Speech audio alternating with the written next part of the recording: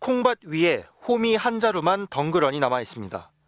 어제 저녁 8시 반쯤 이 콩밭에서 밭일 중이던 57살 여성이 엽사가 쏜 총에 맞아 숨졌습니다. 총을 쏜 67살 남성 엽사는 지자체 허가를 받고 멧돼지와 고라니 등을 잡는 이른바 유해조수 구제단 소속입니다. 이 남성은 순찰을 하다 30m 거리에 있던 여성을 멧돼지로 착각해 엽탄을 쐈다고 경찰 조사에서 밝혔습니다. 주위에 민가도 많이 떨어져 있고 어떤 불빛이라든지 어떤 그런 부분이 전혀 좀 이렇게 없는 곳입니다. 숨진 여성은 더운 낮 시간대를 피해 저녁 시간에 콩 모종을 심고 있었던 것으로 확인됐습니다. 그날따라 조금 남아가지고 일을 조금 더 해주려고 그러다 보니까 경찰은 이 남성을 업무상 과실치사 혐의로 입건했습니다. 어둠 속에서 숲을 옆에 쓰러진 남성을 구급대원들이 응급처치합니다. 어젯밤 8시 20분쯤 서울 은평구 구기터널 인근 북한산 입구에서 70대 택시기사가 총에 맞아 병원으로 옮겨졌지만 끝내 숨졌습니다. 택시기사가 북한산 공원 입구에 차를 세운 뒤 등산로 쪽에 들어가 있었는데 근처를 지나던 70대 엽사가 쏜 총에 맞은 겁니다. 택시기사는 약 15m 거리 산 쪽에서 엽사가 쏜 총에 팔과 옆구리를 맞아 병원으로 옮겨졌지만 끝내 숨졌습니다. 엽사는 어두운 산에서 멧돼지를 쫓아내려오던 중 택시기사의 움직임과 소리를 멧돼지로 오인해 총을 쐈다고 경찰에 진술했습니다.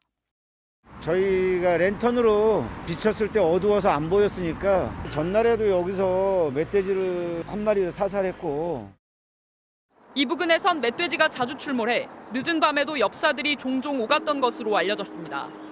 멧돼지 내가 가끔 봐요.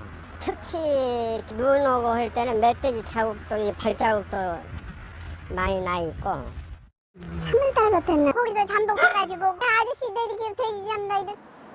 사고를 낸 엽사는 서울시 멧돼지 출현 방지단 소속으로 수렵 허가와 관련된 결격 사유나 사고 이력은 없는 것으로 확인됐습니다.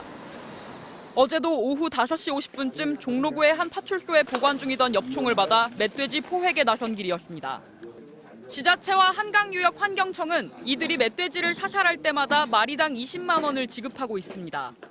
서울 서부경찰서는 엽사에 대해 업무상 과실치사 혐의로 구속영장을 신청했습니다. MBC 뉴스 김민영입니다.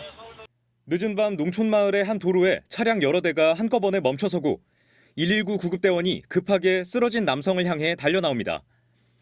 구급대원들이 쓰러진 남성의 가슴을 쉴 새 없이 압박합니다. 야산에서 총을 맞은 이 30대 남성은 병원으로 옮겨졌지만 끝내 숨졌습니다. 의식 호흡 맥박 없는 상태로 이제 심정지 상태였고요. 이제 총상이 이제 발생해가지고 출혈이 지속되는 상태였습니다. 사고 당시 이 남성은 다른 마을 주민 2명과 함께 야산에 있는 개울에서 가재를 잡던 중이었습니다. 숨진 30대는 이곳에서 가재와 개구리를 잡으려다 100m 정도 떨어진 곳에서 날아든 총탄에 맞아 변을 당했습니다.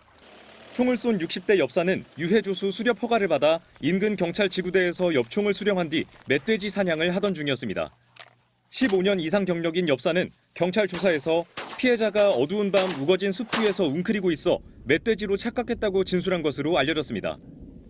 특히 사고가 난 지역은 멧돼지가 자주 출몰하다 보니 아프리카 돼지열병 확산 우려 지역으로 분류돼 총기 사용과 밤 사냥이 허용된 곳이었습니다.